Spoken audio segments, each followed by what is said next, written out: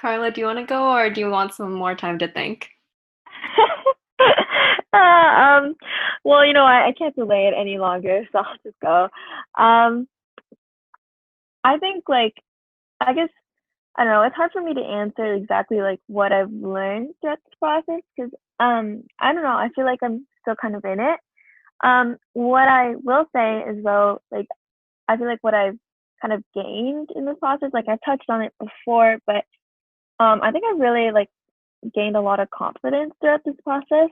I think it's just because like being able to put something out there and like I guess like this program was the first thing that where yeah, I think it was like the first thing in my life where I really just like put myself out there and kind of like really dedicate a lot of my time and did things the way that I exactly wanted to do. And because it has been getting such a good response, like I think that's really been a really good booster for me. As well as I think it's just like great um kind of practice for or not practice, I guess that's the wrong word, but I think it's just a great experience for me to be able to learn how to manage my own responsibilities. I touched on before like that balance between school and initiatives in life. Like um I think because this is like an initiative and it's not like I guess because I'm the leader, like I kind of have to learn how to really pace myself in a proper way that um takes into account like my own life, like my mental health, like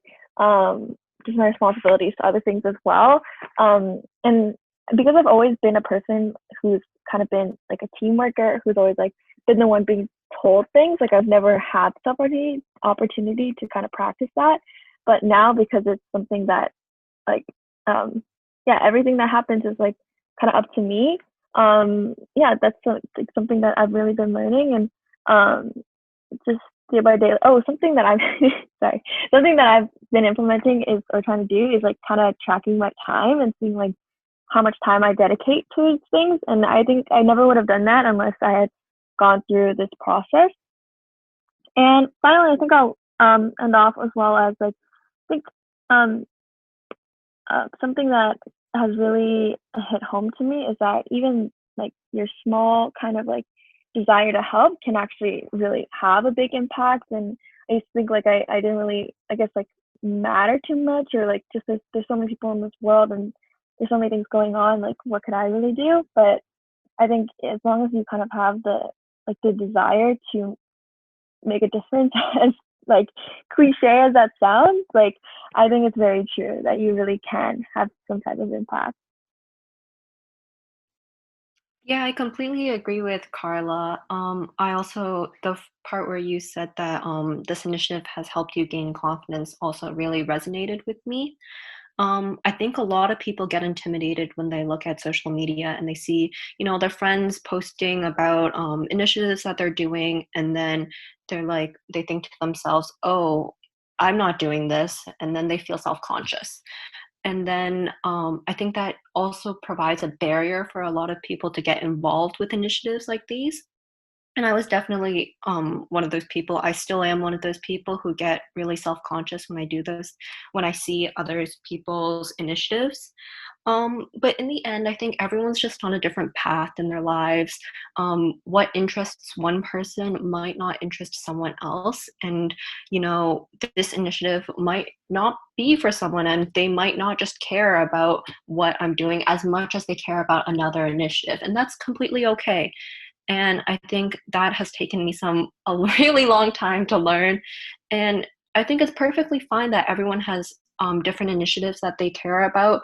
And it's impossible for someone to care about all the initiatives in the world. So I think that's something that has been stewing and brewing in my head for a long time. I guess also just to build off of that, I think one thing that you all have in common is pure passion for what you're doing. And I think that there are a lot of people, especially youth, that are passionate about something but don't know how to, I guess, pursue their passion. So, my question for you is what advice do you have for those people that are passionate about something but don't know how to pursue their passion, or I guess turn their passion into action?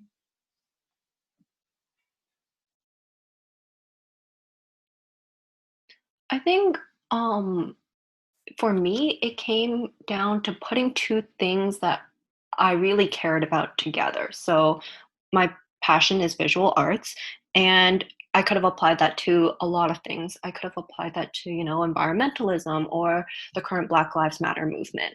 And I chose to help with COVID-19. And I think it's choosing your passion and then choosing an initiative that you really care about and then just connecting them together. And I think that's a good start for a lot of people. I definitely agree. If you're feeling passionate about something, you don't know what you want to do. I would say, take a piece of paper, start writing what you think. Like start writing, what kind of volunteer position are you looking for? What kind of discipline is it in? Does it have to be um does it have to be with a specific type of organization? So, write it all down. And then I would honestly just start doing Google searches of organizations that meet your interests. Word of mouth, I would start talking to some of your friends, families. I know for people in university, it's really easy. They go to Welcome Week or, they go to the club fair, and there's just so many different opportunities that you can be a part of. So yeah, I definitely just would recommend, sitting down with that pen and paper, just really think about yourself, think about what you think that you could be involved with, and then going from there. And like what was said previously, just put two and two together, put your interest, passion, and find a volunteer position that fits all of that. Just to add on to that, this isn't exactly answering the question, but I feel like Jai and Karen have like really covered what I would say. But as like kind of like an additional thing, I just think like, because I don't know, this is something that kind of hits close to home, is like that confidence aspect. So I guess I'll talk on that. It's like, honestly, just like do it. It's like, honestly, if I were to give myself advice, I would just tell myself to just do it, because like there's really, there's nothing that you lose by just doing it. And like if something doesn't really meet your expectations, like there's so much also to learn from that as well. And I think the biggest thing, that, I guess, the thing that might inhibit you the most, or at least is something that inhibits me the most, is like kind of just giving up after not seeing the results or not meeting your expectations for the first time.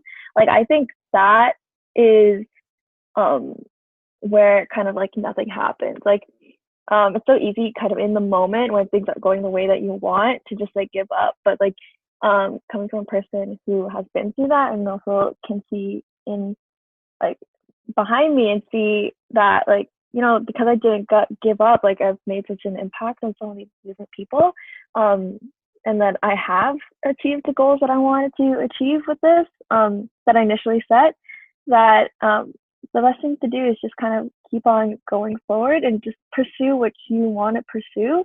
And I think if you have that kind of heart in mind, then yeah, you'll be able to achieve the goals that you've set. I actually just wanted to add on, sorry, to what Carla and Karen were saying, because I think you guys have mentioned confidence just generally throughout the call. And I will say, I think you guys are both first years. Being someone who just recently graduated, it definitely comes with age. When I was a first year, I think I would definitely be very scared to start something as big as what's going on right now with Seniors with Skills. So I have to really say, good for you guys. It's hard as a first year, because I remember I would always think like, oh, what is everyone thinking? Like, is this too much? Like, I feel like I'm posting all the time about all these initiatives. I shouldn't be doing that. But I think when you mature more and get a little bit older, moving towards upperclassmen years, you'll start realizing that everyone is really just following their passion, and you shouldn't shy away from that because you worry too much about what other people think. And hopefully that will help build your confidence as the years go on. But I definitely will say 3 or 4 years ago, I struggled way more with that than I do now. So it comes with age. Yeah, I think you guys brought up some really good points with regards to people that want to pursue their passion or I guess make an impact. But I guess just before we end, my question for you is how can someone get involved with what you're doing and I guess be a part of your initiative?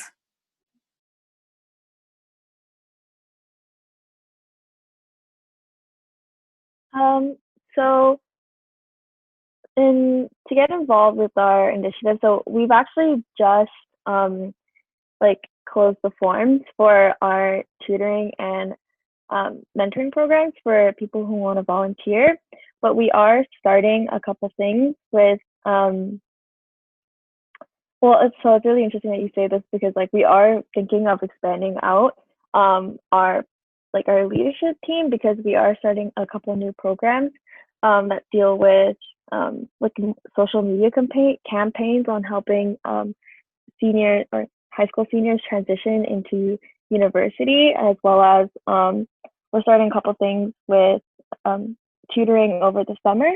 So I would say if they want to get involved specifically with the program and becoming a tutor and a mentor, to wait right now. But if they stay updated with our Facebook and our Instagram account, I don't know if I should shout it out, like Student Z Network. That's somewhere where they can sign up to get involved, as well as the leadership applications will probably be coming out on there as well very soon at the end of June. Yeah, just to pop in, we'll link all your Facebook pages in the description. Okay, there you go.